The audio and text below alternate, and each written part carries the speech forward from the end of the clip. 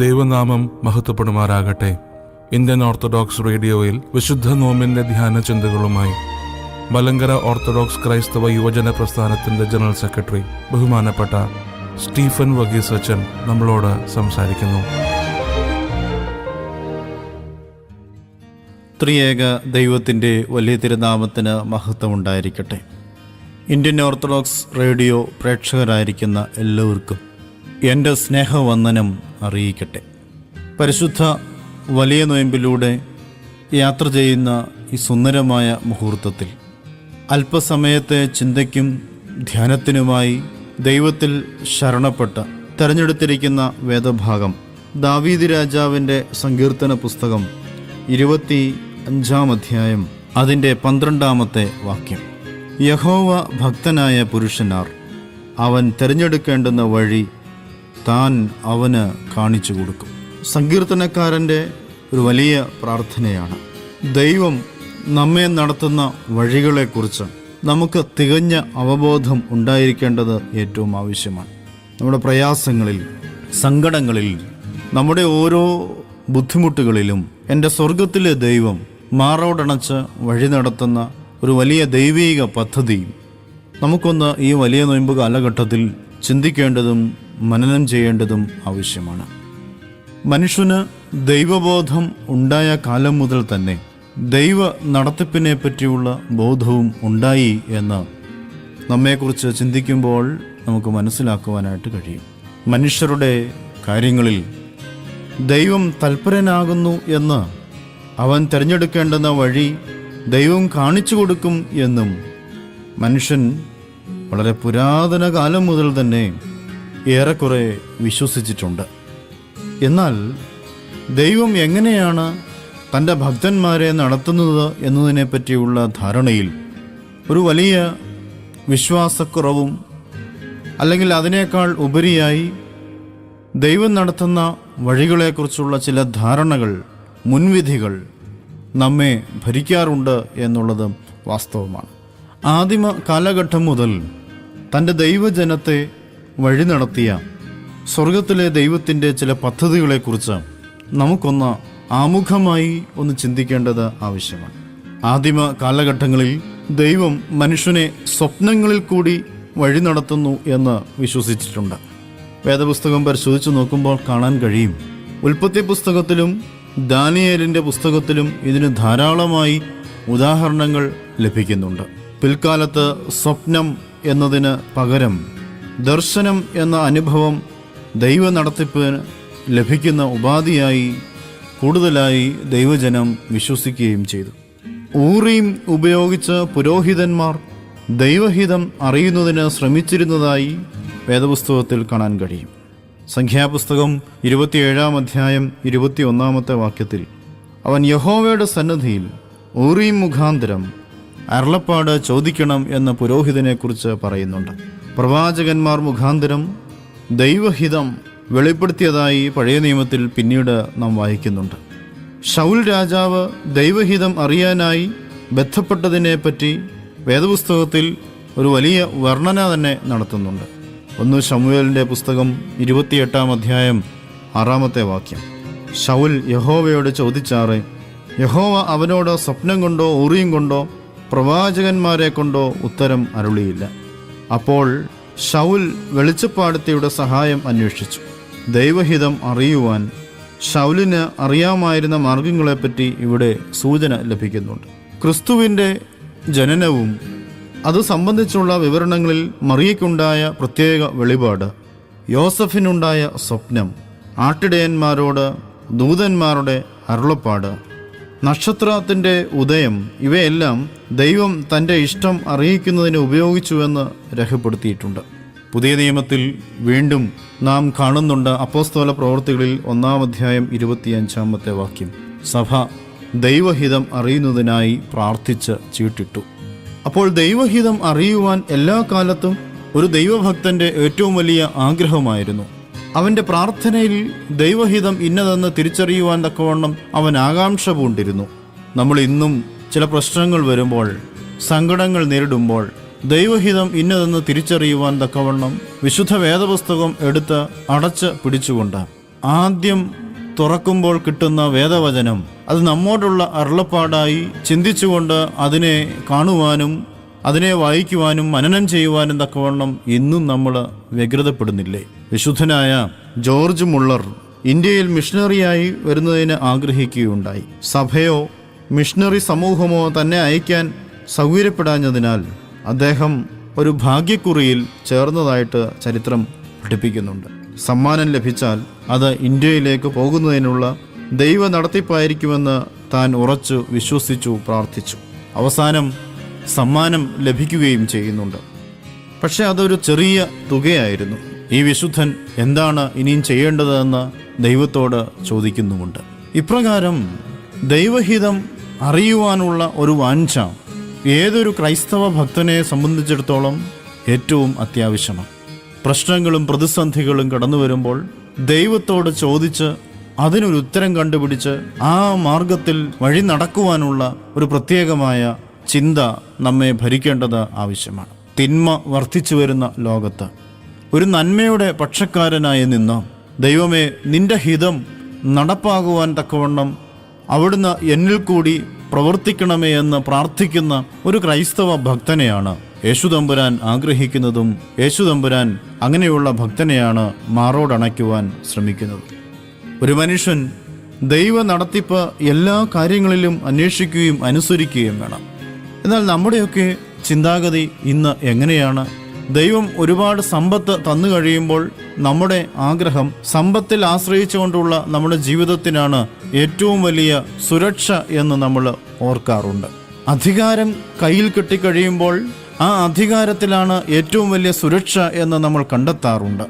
അതോടൊപ്പം തന്നെ ലോകപ്രകാരമുള്ള അറിവും ജ്ഞാനവും വർദ്ധിച്ചു കഴിയുമ്പോൾ നമുക്ക് എന്തെന്നില്ലാത്ത ഒരു വലിയ അവകാശവും ഒരു വലിയ താൻ പ്രമാണിത്വവും ഉണ്ടെന്ന് തോന്നുന്ന വിധത്തിലുള്ള പെരുമാറ്റ ശൈലികൾ രൂപപ്പെടുത്താറുണ്ട്. നമുക്ക് കുടുംബ പാരമ്പര്യം മഹത്തരമായിട്ടുണ്ട് എങ്കിൽ അതിൻ്റെ ശ്രേഷ്ഠതയിൽ അതിൻ്റേതായ ഓരോ അനുഭവങ്ങളിൽ ഊറ്റം കൊണ്ട് സമൂഹത്തിൽ താഴേക്കിടയിലുള്ളവരോട്, സമൂഹത്തിലെ സഹജീവികളോട് താതാത്മ്യപ്പെടാനുള്ള വിമുഖത നമ്മൾ പലപ്പോഴും പ്രകടിപ്പിക്കാറുണ്ട്. പക്ഷെങ്കിൽ യേശുക്രിസ്തുവിൻ്റെ മുമ്പിൽ, സ്വർഗത്തിലെ ദൈവത്തിൻ്റെ മുമ്പിൽ ഈ ലോകത്തിലുള്ള നമ്മുടെ പ്രതാപമോ പ്രൗഢിയോ, ഈ ലോകത്തിലുള്ള നമ്മുടെ സ്ഥാനമാനങ്ങളോ നമ്മുടെ സമ്പാദ്യങ്ങളോ ഒന്നുമല്ല ശ്രേഷ്ഠകരമായി വർത്തിക്കുന്നത്. ഹൃദയങ്ങളെ അറിയുന്ന ദൈവം, നമ്മുടെ പ്രവർത്തനങ്ങളെ നിരൂപിക്കുന്ന ദൈവം, നമ്മുടെ ചിന്താഗതികളെ മനനം ചെയ്യുന്ന ഒരു ദൈവം സ്വർഗത്തിലുണ്ട് എന്നുള്ളത് നാം തിരിച്ചറിയേണ്ടിയിരിക്കുന്നു. നേരായി നടക്കുന്നവന് അവനൊരിക്കലും ഒരു മുട്ടും വരുത്തുകയില്ല എന്ന മഹത് വചനങ്ങളിൽ നിന്ന് നാം പഠിക്കുന്നില്ലേ? നമ്മുടെ മുന്നോട്ടുള്ള പ്രയാണങ്ങളിൽ നേര് ഉണ്ടാകണം, ആത്മാർത്ഥത ഉണ്ടാകണം. ജീവിതത്തിലെ ഓരോ സമസ്യകളിലും നാം കൊടുക്കുന്ന ഉത്തരം നന്മയുടെയും സത്യത്തിൻ്റെയും സാക്ഷ്യമായിരിക്കണം. ദൈവഹിതം ഒരു ക്രിസ്ത്യാനി തിരിച്ചറിയുന്നത് എങ്ങനെ? സ്വപ്നമോ ദർശനമോ ഊറീമോ അരുളപ്പാടോ ഇതിനെക്കുറിച്ച് നമുക്കൊന്ന് ചിന്തിക്കേണ്ടത് ആവശ്യമാണ്. ദൈവഹിതം തിരിച്ചറിയുവാൻ ഒരു ക്രിസ്ത്യാനി ചെയ്യേണ്ടത് എന്തൊക്കെയാണ്? എബ്രായ ലേഖനത്തിൽ 1-ാം അധ്യായം 1-ാം വാക്യത്തിൽ ഓർപ്പിക്കുന്നുണ്ട്. ദൈവം പണ്ട് ഭാഗമായിട്ടും വിവിധമായിട്ടും പ്രവാചകന്മാർ മുഖാന്തരം അരുളി ചെയ്തു. ഈ അന്ത്യകാലത്ത് പുത്രൻ മുഖാന്തരം നമ്മോട് അരുളി ചെയ്തിരിക്കുന്നു. ക്രിസ്ത്യാനി ദൈവഹിതം തിരിച്ചറിയുന്നത് ഒന്നാമതായി ക്രിസ്തുവിൽ കൂടിയാണ് എന്നുള്ള ബോധ്യം ഉണ്ടാകണം. ക്രിസ്തു ദൈവത്തെ വെളിപ്പെടുത്തിയിരിക്കുന്നു. ക്രിസ്തുവിൻ്റെ ആളത്വവും സ്വഭാവവും വാക്കുകളും ദൈവഹിതം നമ്മെ ഉയർത്തിക്കാണിക്കുന്നതിന് സഹായിക്കുകയാണ്. ജീവിതത്തിൻ്റെ വിശദാംശങ്ങളിൽ ഓരോന്നിനും നാം എന്തു ചെയ്യണമെന്ന് അവൻ പ്രത്യേകമായി പ്രസ്താവിച്ചിട്ടൊന്നുമില്ല. പക്ഷെങ്കിൽ ജീവിതത്തെ ഭരിക്കേണ്ട പൊതുപ്രമാണങ്ങൾ അവൻ കാട്ടിത്തരുന്നുണ്ട്. ഈ പൊതുവായ പ്രമാണങ്ങൾ, പഠിപ്പിക്കലുകൾ നാം അംഗീകരിച്ച് കഴിയുമ്പോൾ നമ്മുടെ വഴി തിരിച്ചറിയുവാൻ നമുക്ക് പ്രയാസമുണ്ടാവുകയില്ല. നമ്മുടെ ജീവിതത്തിൽ ഓരോ ബുദ്ധിമുട്ടുകളും പ്രശ്നങ്ങളും വരുമ്പോൾ ഈ അവസരത്തിൽ ക്രിസ്തു എന്താണ് ചെയ്തത് എന്നതിനെക്കുറിച്ചുള്ള ഒരു ബോധ്യം നമുക്കുണ്ടാകണം. അപ്പോഴാണ് നമ്മുടെ ജീവിതത്തിലെ ദൈവഹിതം ഇന്നതെന്ന് തിരിച്ചറിയുവാൻ നമുക്ക് ഇടയാകുന്നത്. നമുക്ക് ദൈവഹിതം ക്രിസ്തുവാണ്. ഏതാകുന്നു ഞാൻ നടക്കേണ്ടുന്ന വഴിയെന്ന് നാം പ്രാർത്ഥിക്കുമ്പോൾ, ഞാൻ തന്നെ വഴിയും സത്യവും ജീവനുമാകുന്നു എന്ന യേശുക്രിസ്തുവിൻ്റെ മഹത്വചനം നമ്മെ ഒരു വലിയ വെളിച്ചത്തിലേക്ക് നയിക്കുവാൻ പ്രേരകമായിരിക്കട്ടെ. തമ്പുരാൻ മുഖാന്തരം അന്തിമമായ അരുളപ്പാട് ദൈവം തന്നിരിക്കുകയാൽ ഇനിയും ദൈവമക്കൾക്കുണ്ടാകുന്ന സ്വപ്നവും ദർശനവും അരുളപ്പാടും എല്ലാം യേശുക്രിസ്തുവിൻ്റെ വെളിച്ചത്തിൽ പരിശോധിക്കപ്പെടേണ്ടതാണ്. എനിക്ക് ലഭിച്ചിരിക്കുന്ന ആത്മീയ സംതൃപ്തി, എനിക്ക് ലഭിച്ചിരിക്കുന്ന ആത്മീയ ഔന്നത്യം, ദർശനം, അരുളപ്പാട്, സ്വപ്നം ഇവയെല്ലാം യേശുക്രിസ്തുവിൻ്റെ സ്വഭാവത്തിനും യേശുക്രിസ്തുവിൻ്റെ ജീവിത മൂല്യങ്ങൾക്കും ചേർന്നതാണോ എന്ന് ചിന്തിക്കണം. അങ്ങനെ യേശുക്രിസ്തുവാകുന്ന ഉരകല്ലിൽ പരിശോധിച്ച് സ്വീകാര്യമായതെല്ലാം സ്വീകരിക്കുകയും വർജിക്കേണ്ടതെല്ലാം വർജിച്ചും നാം മേൽത്തരമായ ഒരു മുന്തിരിത്തണ്ടായി ഈ ലോകത്ത് ജീവിക്കേണ്ടത് ആവശ്യമാണ്. സ്വപ്നങ്ങൾ നാശത്തിലേക്ക് നയിക്കാം എന്ന ഒരു ശീർഷകത്തിൽ ഒരു വാരികയിൽ ഒരു ലേഖനം വായിക്കുവാൻ ഇടയായി. അതിനകത്ത് ഒരു കഥ ഇപ്രകാരം വിവരിക്കുന്നുണ്ട്. 1828 മേറി റസൽ എന്ന കപ്പൽ പുറംകടലിൽ യാത്ര ചെയ്യുകയായിരുന്നു. അതിൻ്റെ കപ്പിത്താൻ വില്യം സ്റ്റുവർട്ട് ഭക്തനായ ഒരു ഉത്തമ ക്രിസ്ത്യാനിയും പ്രകൃത്യ നല്ല സ്വഭാവത്തിൻ്റെ ഉടമയുമായിരുന്നു. അദ്ദേഹത്തിന് ഒരു സ്വപ്നമുണ്ടായി. അദ്ദേഹം ഇങ്ങനെ സ്വപ്നം കാണുകയാണ്. കപ്പലിലെ ജോലിക്കാർ തന്നെ കൊന്നിട്ട് കപ്പൽ അവരുടെ വകയാക്കുവാൻ ശ്രമിക്കുകയാണ് എന്നുള്ള ഒരു ദുസ്വപ്നം. ആ കപ്പലിൽ 9 ജോലിക്കാരും 2 യാത്രക്കാരുമാണ് ഉണ്ടായിരുന്നത്. കപ്പിത്താനായിരിക്കുന്ന ഈ സ്റ്റുവർട്ട് വളരെയധികം ആലോചിച്ചു. എന്താണ് ബുദ്ധിപൂർവമായി ഇവിടെ ചെയ്യേണ്ടത്? ജോലിക്കാർക്ക് അദ്ദേഹത്തെ പൂർണ്ണ വിശ്വാസമായിരുന്നതിനാൽ ഈ കപ്പിത്താൻ പല കൗശലങ്ങൾ ഉപയോഗിച്ച് കപ്പലിൽ ഉണ്ടായിരുന്ന എല്ലാവരെയും ഓരോ തൂണിനോട് ചേർത്ത് ബന്ധിക്കുകയാണ്. വീണ്ടും ഈ കപ്പിത്താൻ സ്റ്റുവർട്ട് ആലോചനയിൽ മുഴുകുകയാണ്. അടുത്തുകൂടി മറ്റൊരു കപ്പൽ കടന്നു പോകുന്നുണ്ട്. കപ്പൽ യാത്രക്കാരുടെ ശ്രദ്ധ ആകർഷിക്കുവാൻ അദ്ദേഹം പല അടയാളങ്ങൾ കാട്ടി. ആ കപ്പൽ യാത്രക്കാർ അതൊന്നും ശ്രദ്ധിക്കാതെ യാത്ര ചെയ്യുന്നു. അങ്ങനെയിരിക്കുമ്പോഴാണ് അദ്ദേഹത്തിൻ്റെ ചിന്താഗതി വേറൊരു തലത്തിലേക്ക് നയിക്കുന്നത്. ബന്ധിക്കപ്പെട്ടിരിക്കുന്ന ജോലിക്കാരും യാത്രക്കാരും ചേർന്ന് വീണ്ടും കപ്പലിനകത്ത് ഒരു ലഹളയുണ്ടാക്കിയാൽ എന്തായിരിക്കും സ്ഥിതി എന്ന്. അതുകൊണ്ട് ഈ സ്റ്റുവർട്ട് ഒരു വിധി നടപ്പിലാക്കുവാൻ ശ്രമിക്കുകയാണ്. ഈ കപ്പിത്താൻ യാത്രയിലുണ്ടായിരുന്ന എല്ലാ ജോലിക്കാരെയും യാത്രക്കാരെയും അടിച്ച് കൊല്ലുകയാണ്. അങ്ങനെ 10 പേരുടെ കൊലപാതകിയായി ഈ സ്റ്റുവർട്ട് മാറി. കുറെ കഴിഞ്ഞപ്പോൾ മേറി സ്റ്റെല്ല എന്നൊരു കപ്പൽ ഈ കപ്പലിനോട് വളരെ അടുത്തു വന്നു. അതിലെ കപ്പിത്താനും ഈ സ്റ്റുവർട്ട് എന്ന കപ്പിത്താനും തമ്മിൽ വളരെയധികം സൗഹൃദ ബന്ധം ഉണ്ടായിരുന്നു. ഈ കപ്പലിലെ കപ്പിത്താൻ കപ്പലിൽ കണ്ട കാഴ്ച വളരെയധികം ഹൃദയഭേദകമായിരുന്നു. ചോരയിൽ കുളിച്ച് തൂണിനോട് ബന്ധിച്ച ശവശരീരങ്ങൾ. അദ്ദേഹം ജോൺ സ്റ്റുവർട്ടിനോട് ചോദിക്കുകയാണ്. ഓരോ കാര്യങ്ങളും മനസ്സിലാക്കി സ്റ്റുവർട്ടിനെ ഇംഗ്ലണ്ടിലേക്ക് കൊണ്ടുവന്നു. നീതിന്യായ കോടതി അദ്ദേഹത്തെ വിസ്തരിച്ചു, പരിശോധിച്ചു. ഒരു ഭ്രാന്താലയത്തിൽ അദ്ദേഹം അടയ്ക്കപ്പെട്ടു. 20 വർഷം ആ ഭ്രാന്താലയത്തിൽ കിടന്നു. അവിടെ വെച്ച് തന്നെ ഈ കപ്പിത്താൻ മരിച്ചു. നോക്കുക, അദ്ദേഹം കണ്ട ഒരു സ്വപ്നം ഏതെല്ലാം തലങ്ങളിലൂടെ അദ്ദേഹത്തിൻ്റെ ചിന്തയെ വിളിച്ചുണർത്തിക്കൊണ്ടുപോയി. അവസാനം അദ്ദേഹത്തിൻ്റെ ജീവിതത്തിലുണ്ടായ സംഭവം എന്ത് എന്നുള്ളതും ഇവിടെ വെളിവാക്കുകയാണ്. നിരാശാജനകമായതും ഒപ്പം ലക്ഷ്യബോധത്തെ തെറ്റിക്കുന്നതുമായ ചില സംഭവങ്ങൾ ഉണ്ടാവുകയാണ്. ഒരു സ്വപ്നം മുഖാന്തരം വിവിധ തരത്തിലുള്ള ചിന്തകൾ മനസ്സിനെ ഭരിച്ച് ഒരു പൊതുവായ നന്മയിൽ നിന്ന് ഈ മനുഷ്യൻ മാറി യാത്ര ചെയ്തു എന്നുള്ളതാണ് അദ്ദേഹത്തിൻ്റെ ജീവിതത്തിലുണ്ടായ ഒരു വലിയ പരാജയം. പക്ഷെങ്കിൽ ഈ സാഹചര്യത്തിൽ ക്രിസ്തു എന്ത് ചെയ്യുമായിരുന്നു എന്ന് ചോദിച്ചിരുന്നെങ്കിൽ ഒരുപക്ഷെങ്കിൽ അദ്ദേഹത്തിൻ്റെ മനസ്സിന് ഒരുപാട് ഭാവമാറ്റങ്ങൾ ഉണ്ടായേനെയുമായിരുന്നു. തന്നെ കൊല്ലുവാൻ വന്ന ജനതതികളോട്, മഹാപുരോഹിതന്മാരോട് യേശുക്രിസ്തുവിൻ്റെ സമീപനം എന്തായിരുന്നു എന്ന് സ്വന്തം മനസ്സിനോട് ഒന്ന് ചോദിച്ചിരുന്നുവെങ്കിൽ ഒരുപക്ഷെങ്കിൽ ഇങ്ങനെയുള്ള കൊലപാതകങ്ങളിലേക്ക് സ്റ്റുവർട്ട് മാറുകയില്ലായിരുന്നു. ഇത് നമ്മെ ഒന്ന് ഭരിക്കേണ്ടതായ ചിന്തയാണ്. നമ്മൾ അഭിമുഖീകരിക്കുന്ന ഓരോ പ്രശ്നങ്ങളിലും, നമ്മൾ ഏറ്റെടുക്കുന്ന ഓരോ വെല്ലുവിളികളിലും നന്മയുടെ പക്ഷത്ത് നിലനിൽക്കുവാൻ തക്കവണ്ണം യേശുക്രിസ്തു ഈ സമയത്ത് എന്ത് ചെയ്യുമായിരുന്നു എന്നുള്ള ചിന്ത നമ്മെ ഭരിച്ചുകൊണ്ട് തമ്പുരാൻ ചെയ്ത പ്രവർത്തികൾ നമ്മുടെ ജീവിതത്തിലൂടെ ഒന്ന് വെളിവാക്കി കാണിക്കുവാൻ തക്കവണ്ണം ചുരുങ്ങിയ സമയങ്ങളെങ്കിലും നമുക്ക് സാധിക്കുവാൻ ഇടയാകട്ടെ. ശത്രുക്കളെ സ്നേഹിപ്പിൻ, ഉപദ്രവിക്കുന്നവർക്ക് വേണ്ടി പ്രാർത്ഥിപ്പിൻ, ദരിദ്രനോട് നീ ദയ കാണിക്കുവിൻ, വിശക്കുന്നവന് അപ്പം കൊടുത്ത് അവനെ നീ സംതൃപ്തിയിലേക്ക് കൊണ്ടുവരുവിൻ. ഇതൊക്കെയാണ് നമുക്ക് ജീവിതത്തിൽ ഉണ്ടാകേണ്ടതായ ചില മനോഭാവങ്ങൾ. നമ്മുടെ ഓരോ ദൈവീക നടത്തിപ്പും ഏത് വിധത്തിലാണ് എന്നുള്ളതിനെക്കുറിച്ചുള്ള ഒരു ചിന്തയും തികഞ്ഞ അവബോധവും നമുക്ക് ഉണ്ടാകണം.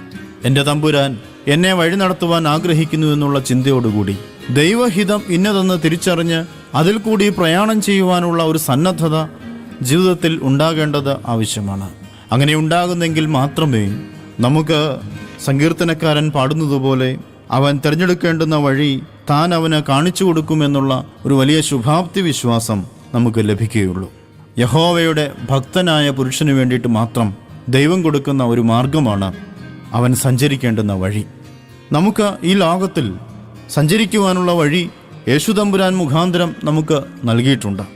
ഞാൻ മുമ്പേ സൂചിപ്പിച്ചുവല്ലോ, ഞാൻ തന്നെ വഴിയും സത്യവും ജീവനുമാകുന്നുവെന്ന് യേശുക്രിസ്തു പഠിപ്പിക്കുന്നുണ്ട്. യേശുക്രിസ്തുവിൻ്റെ വാക്കുകളിലൂടെ ജീവിക്കുവാനും യേശുക്രിസ്തുവിൻ്റെ കർമ്മപദ്ധതികളിലൂടെ നമുക്ക് പ്രയാണം ചെയ്യുവാനും ഈ ലോകത്ത് സാധിക്കണം. ദൈവഹിതം അറിയുന്നതിന് നമ്മെ സഹായിക്കുന്ന ഏറ്റവും അത്യന്താപേക്ഷിതമായ ഘടകമാണ് പ്രാർത്ഥന എന്ന് പറയുന്നത്. എപ്പോഴും പ്രാർത്ഥനയിൽ ജീവിക്കുന്ന ഒരു ദൈവഭക്തനെ നമുക്ക് നമ്മളുടെ ഉള്ളിൽ നിന്ന് നാം കണ്ടെത്തേണ്ടിയിരിക്കുന്നു. ദൈവത്തോടുള്ള ആലോചന പ്രാർത്ഥനയിലൂടെയാണ് നാം നേടിയെടുക്കുന്നത്. ഇങ്ങനെ പ്രാർത്ഥനയിൽ ഉച്ചരിക്കുന്ന ഒരു സമൂഹത്തിന് ദൈവഹിതം തിരിച്ചറിയുവാൻ തക്കവണ്ണം ഒരു തടസ്സവും ഉണ്ടാവുകയില്ല. നമ്മുടെ ജീവിതത്തെക്കുറിച്ചുള്ള തികഞ്ഞ അവബോധം ഇവിടെയാണ് സൃഷ്ടിക്കേണ്ടത്. യേശുക്രിസ്തുവിൻ്റെ മുമ്പിൽ പ്രാർത്ഥനാ നിമഗ്നനായി ഒരു പ്രാർത്ഥനാ ഭക്തനായി ജീവിക്കുവാൻ നമുക്ക് കഴിയണം. യേശുക്രിസ്തുവിൻ്റെ ജനനത്തെപ്പറ്റിയുള്ള അരുളപ്പാട് ലഭിച്ചത് ഇടയന്മാർക്കാണ്. പക്ഷേ ഇടയന്മാർ ഒന്നിച്ചുള്ള ഒരു യാത്രയിലാണ് യേശുക്രിസ്തുവിനെ കണ്ടെത്തുന്നത്. തനിച്ച് യാത്ര ചെയ്യുവാൻ ആഗ്രഹിക്കുമ്പോൾ കർത്താവിനെ കണ്ടെത്തുവാൻ അല്പം പ്രയാസപ്പെട്ട് വന്നേക്കാം ഇടയന്മാർക്ക്. പക്ഷെങ്കിൽ അവർ യേശുക്രിസ്തുവിൻ്റെ സന്നിധിയിലേക്ക് ഒന്നിച്ച് യാത്ര ചെയ്തു വന്നു എന്നുള്ളതാണ് വേദപുസ്തകം പഠിപ്പിക്കുന്നത്. നമുക്കും ഇതുപോലെ ഒന്നിച്ച് യാത്ര ചെയ്യുവാൻ കഴിയണം. കുടുംബ അംഗങ്ങളോട് ഒന്നിച്ച് ക്രിസ്തുവിൻ്റെ സന്നിധിയിലേക്ക് യാത്ര ചെയ്യണം. ഒരു ഇടവക മുഴുവനായി യേശുക്രിസ്തുവിൻ്റെ സന്നിധിയിലേക്ക് യാത്ര ചെയ്യണം. അത് പ്രാർത്ഥനയിലൂടെ മാത്രമേ നമുക്ക് സാധിക്കുകയുള്ളൂ. പ്രാർത്ഥനയിലുള്ള ഒരു കൂട്ടായ്മ, ഒരു കൂട്ടായ ഐക്യമാണ് യേശുക്രിസ്തുവിലേക്ക് നമ്മെ വിളിച്ച് അടുപ്പിക്കുന്നത്. നമ്മൾ പലപ്പോഴും നമ്മളോട് തന്നെ ഒന്ന് ചോദിക്കേണ്ട ഒരു വിഷയമാണ്, ഞാൻ സ്വീകരിക്കുന്ന വഴി മറ്റുള്ളവർക്ക് ദുഃഖവും ദോഷവും വരുത്തുന്നതാണോ? സഭയുടെ സാക്ഷ്യത്തിന് ഹാനി വരുത്തുന്നതാണോ? എൻ്റെ വഴിയുടെ ലക്ഷ്യം ഞാൻ മാത്രമാണ് അനുഭവിക്കുന്നതെങ്കിൽ എനിക്ക് മുമ്പോട്ട് പോകുവാനുള്ള സ്വാതന്ത്ര്യമുണ്ട്. അത് മറ്റുള്ളവർക്ക് കഷ്ടവും നഷ്ടവും വരുത്തുന്നതാണ് എങ്കിൽ സൂക്ഷിക്കേണ്ട കടമയും എനിക്കുണ്ട്.